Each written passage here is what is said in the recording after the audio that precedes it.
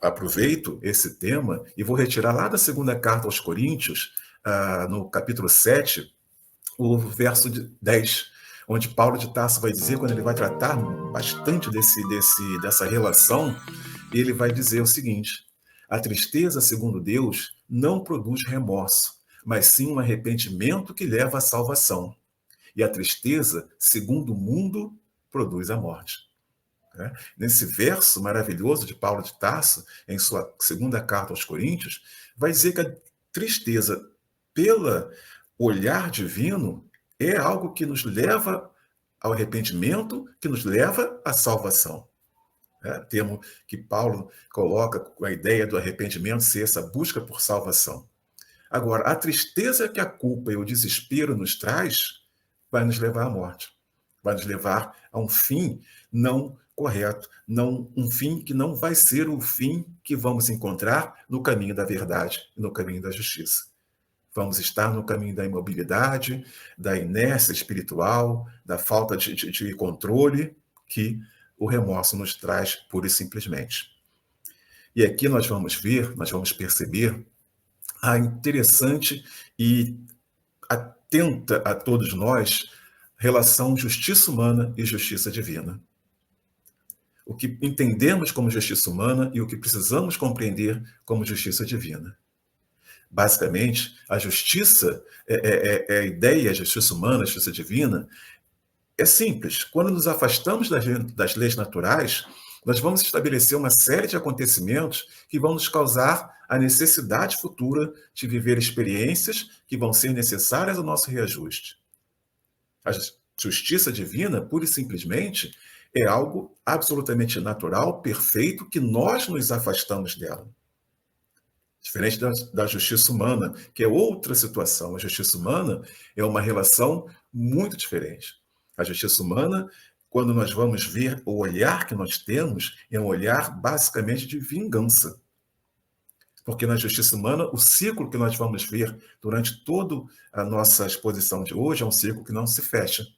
A justiça divina, sim.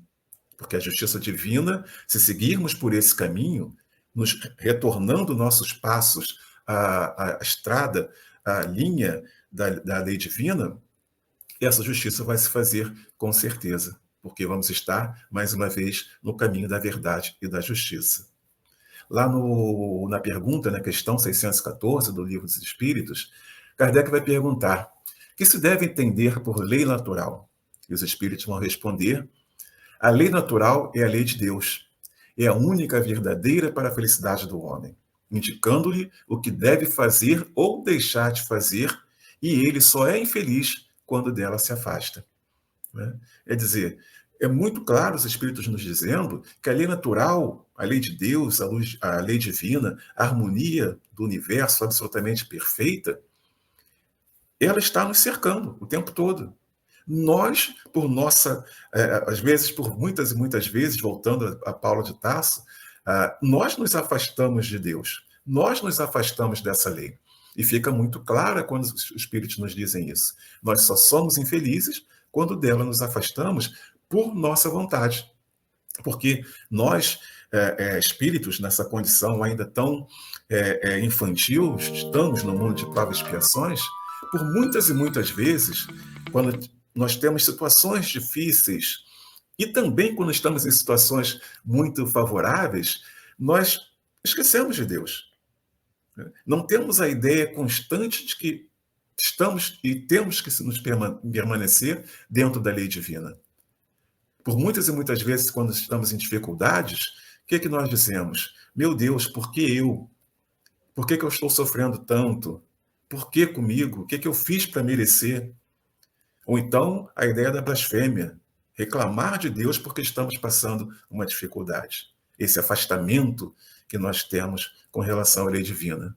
Sem entender que esta dificuldade é a forma que nós temos, que Deus nos coloca para nos testar, para nos provar, para nos mostrar que estamos fora da rota correta da justiça, para nos mostrar que precisamos, algo em volta, algo dentro de nós não está de acordo. É um momento que nós precisamos agradecer a oportunidade de termos a condição de perceber que alguma coisa não está correta no nosso proceder. E quando nós vamos pensar nisso, temos a ideia muito mais aprofundada de bem e mal. Não da justiça divina natural, simplesmente, onde tudo é uma relação perfeita. Nós temos ainda muito dentro de nós a ideia de que existe o bem e existe o mal. Tem um lado que é bom e um lado que é ruim. Duas facções, duas partes de um todo.